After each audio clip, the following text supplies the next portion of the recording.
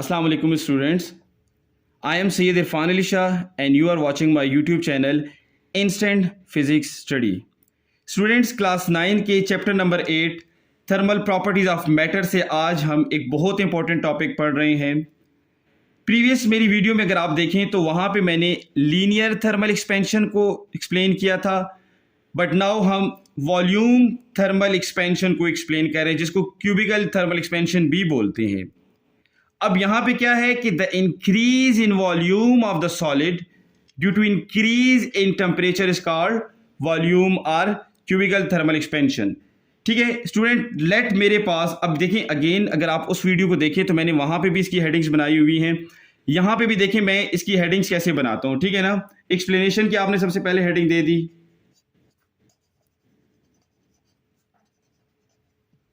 Okay मैंने explanation की heading देने के बाद लिखा consider a solid body of volume V not, ठीक है, ओरिजिनल वॉल्यूम जिसको आप बोल सकते हैं, at temperature T not.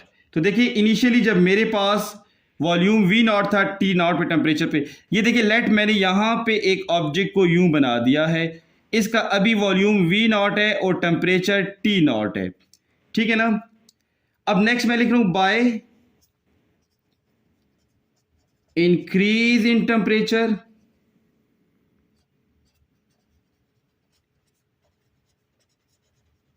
Bye increase in temperature up to T, mean कोई भी आपने टेम्परेचर इंक्रीज कर दिया है अपनी वैल्यू से, ठीक है ना, by increase in temperature up to T the volume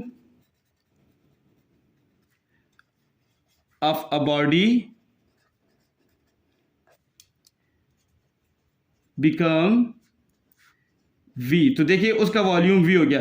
ये देखिए जब आप टेम्परेचर को इंक्रीज करते हैं तो ये देखिए मेरे पास वॉल्यूम क्या हो गया, चेंज हो गया। आपने टेम्परेचर T किया तो वॉल्यूम V हो गया।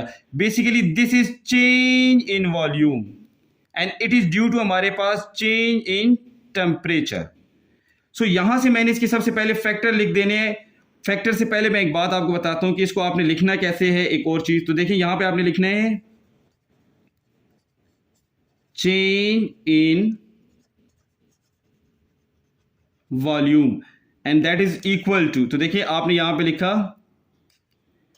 change in volume is equal to V minus V not. जो इंक्रीज इन हमारे पास वॉल्यूम हुआ है उससे ओरिजिनल वॉल्यूम को माइनस कर ले तो आपके पास चेंज आ जाएगी। Number second, change in temperature.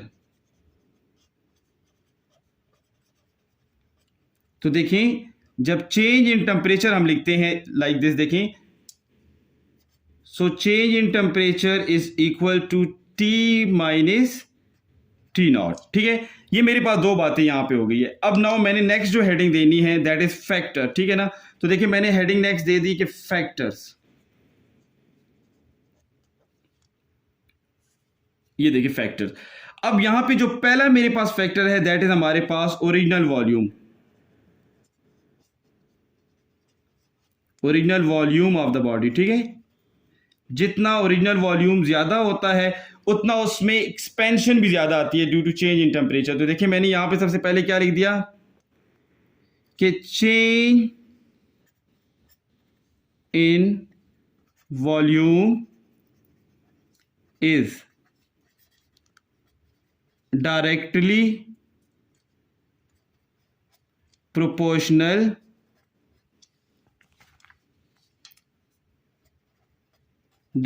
Proportional to original volume.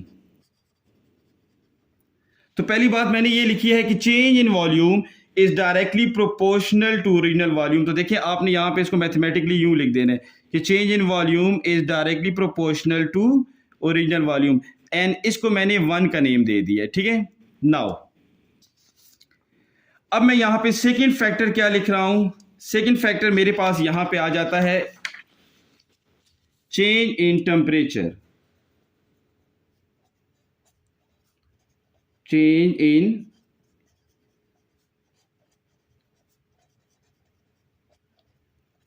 सो देखिए सेकंड फैक्टर मैंने यूं लिखा कि change in volume is also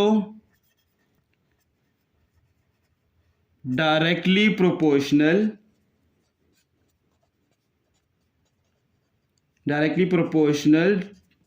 to change in temperature. तो इसको मैथमेटिकली देखिए मैं कैसे लिखता हूं, इसको मैंने यूं लिख दिया कि change in volume is directly proportional to change in temperature and this is second number हमारे पास इक्वेशन हो गई, ठीक है। सो देखिए पहली इक्वेशन में मैंने यहां पे क्या लिख दिया था कि change in volume is directly proportional to original volume, and now second मेरे पास क्या है कि change in volume is directly proportional to change in temperature. मैं इनको कंबाइन करके लिखता हूं, तो कंबाइन मैं इनको यूं लिख दूंगा कि change in volume is directly proportional to V naught original volume into change in temperature। Again student यहां पे देखिए साइन ऑफ प्रोपोर्शनैलिटी अभी भी है, तो इसको हटाने के लिए हमने कांस्टेंट पुट करना है ताकि इक्वलिटी आ जाए। सो देखिए यहां पे मेरे पास change in volume is equal to, मैंने यहां पे बीटा लिख दिया, वहां पे अल्फा था तो यहां पे हमारे पास बीटा हो गया। लीनियर थर्मल एक्सपेंशन में हमारे पास यहां पे क्या आ गई थी वैल्यू, दैट इज अल्फा। अब देखें एक तो मैंने ये वैल्यू फाइंड आउट कर ली, ठीक है। नाउ अब जैसे प्रीवियस उसमें भी मैंने आपको एक बात बताई थी कि जो, अच्छा एक और चीज पहले मैं आपको लिख देता हूं, where beta is coefficient of volume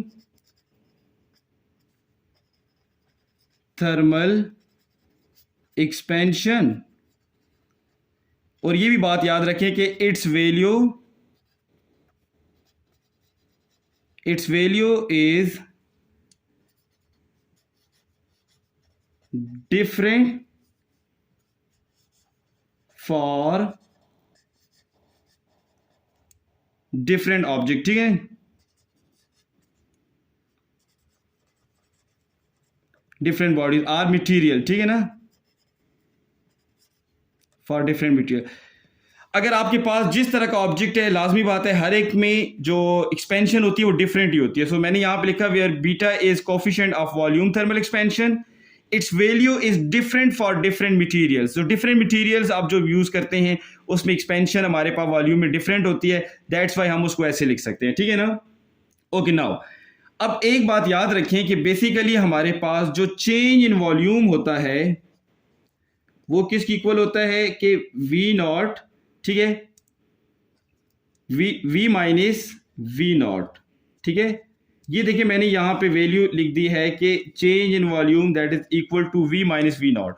इस वैल्यू को मैंने यहां पे पुट करना है, तो देखिए मैंने यहां पे लिखा कि V minus V naught is equal to beta V naught delta T. अब देखिए ये वी नॉट इस तरफ है तो इस तरफ आके प्लस हो जाएगा, इधर माइनस है। So v is equal to V naught plus beta V naught delta T. अच्छा यहां पे भी वी नॉट है और इधर भी है, सो मैं इसको कॉमन कर लेता हूं। ये देखिए मैंने वी नॉट को जब कॉमन किया तो इधर तो 1 आ जाएगा, फिर यहां पे प्लस, इधर बीटा वी नॉट में से वी नॉट चला गया तो रह जाता है beta delta T, and this is the value of volume. Okay students, मैंने लीनियर थर्मल एक्सपेंशन में भी आप लोगों को ये बात समझाई थी और अभी अगेन एक बात समझा रहा हूं। अगर इन केस न्यूमेरिकल उसमें आप ये नोट्स पे यहां पे नहीं लिखिएगा, अच्छा टॉपिक में, ये मैं सिर्फ आपको समझाने के लिए कह रहा हूं कि अगर वो आपको कहता है कि find the change in volume, या आपको कहता है find the increase in volume, numerical problem में कहता है। तो फिर आपने अबव दिस वन ये फॉर्मूला यूज करना है। लेकिन अगर वो आपको कहता है कि find the total volume, find the total volume of a body, ठीक है, या आपको वो ये कह देता है कि find the volume at any temperature, mean कोई भी आपको यहां पे टेम्परेचर वो कह देता है, देन आपने ये वाला फार्मूला यूज करना है। तो ये न्यूमेरिकल प्रॉब्लम में आपको बहुत काम आएगी, इसको आपने लाजमी समझना है, ठीक है ना। नाउ अब एक और चीज बता रहा हूं, और वो क्या है, एसआई यूनिट।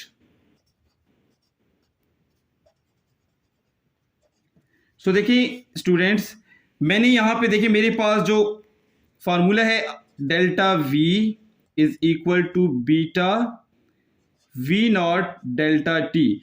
मैंने यहां पे coefficient of volume thermal expansion का यूनिट फाइंड आउट करना है, तो मैंने यहां पे लिख दिया बीटा, ये वैल्यू मल्टीप्लाई इधर आके डिवाइड हो जाएगी, तो delta V divided by V naught delta T.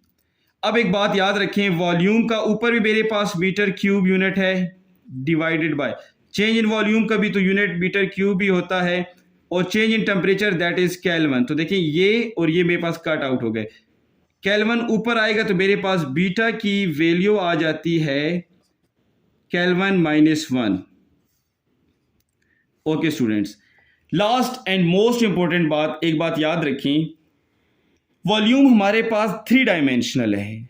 पीछे जो हमने लास्ट लेक्चर में पढ़ा था that was linear thermal expansion, वहां पे अल्फा, हमने अल्फा को यूज किया था। तो इंपॉर्टेंट बात आपको ये समझा रहा हूं कि जो अल्फा